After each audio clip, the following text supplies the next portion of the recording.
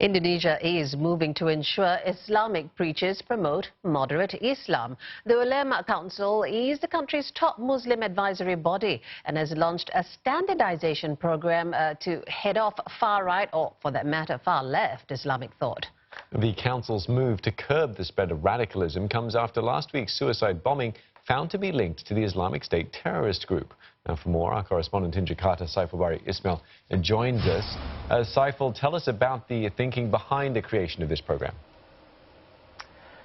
Well, Steve, the program is part of efforts to curb the spread of hatred, intolerance and radicalism, especially during sermons at mosques. The Indonesian Ulema Council, which is the country's top Muslim clerical body, had previously raised concerns about the rising trend of preachers using sermons to spread radicalism. Now, a study done last year showed that almost half of mosques in ministries and state agencies in Jakarta had radical teachings during Friday prayers.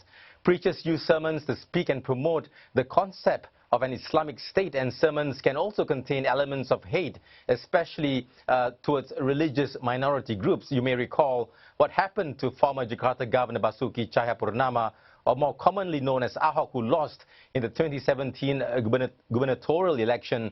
Ahok is a double minority. He's a Chinese and Christian, and during the election campaign then, there were preachers who urged Muslim voters to reject Ahok and instead vote for a Muslim leader. Now, 3 years ago, there was another case of a Muslim preacher, Abdul Somad, who was reported by the Christian community for alleged blasphemy. The preacher was accused of committing blasphemy against Christian religion, where during his sermon, Mr. Somad described the cross as an element of the devil. Now, that case is still ongoing. And Saiful, how is this move being received by the people on the streets, particularly the Muslim community? Well, Jill, we do expect some backlash because there are parties who are against the idea of the need to certify or regulate preachers. Those who disagreed said it could potentially suppress the freedom of speech in the country. They also raised concerns that the government is intervening in the affairs of the mosques. They question if it's possible to determine the criteria for standardization, as Muslims themselves have different views. There are nearly 1 million mosques in Indonesia, and supervision of its implementation will also be difficult. In addition, some mosques in Indonesia are owned by individuals, families, villages, so there's no overall authority. Mosques are quite free to do what they want. That's why to manage the mosques like this, to supervise the preachers, is not easy.